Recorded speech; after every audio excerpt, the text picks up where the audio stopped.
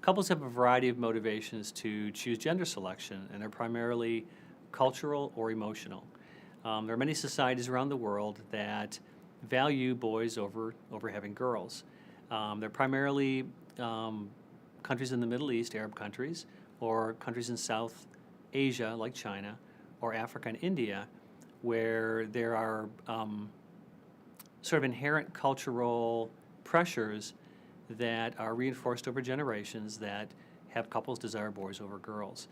And in countries such as China, there's even legal pressures now with restrictions on families having one child that therefore add further pressure to desire to have quickly, through different technologies if available, to have that one boy. In Western societies, primarily United States, Canada, United Kingdom, and also Australia, the motivations are more emotional than they are cultural. Now, certainly families may want to have a boy to carry on the family name, but frequently women would like to have daughters, and men would like to have sons to share those gender-related experiences and activities with the same-sex child. Simply, sometimes it's a matter of family balancing, that a couple may have one or more children of the same sex and would just like to experience the raising of a child of the opposite sex.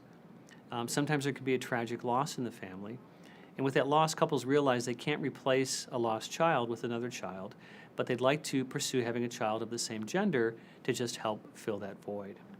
There are also couples who are experiencing infertility and are having to undergo infertility treatments. Depending on the circumstances and particular age, those couples may have a limited capacity to have children, and therefore, if there's limited potential, they'd like to possibly have the option to choose their gender when they're starting their family.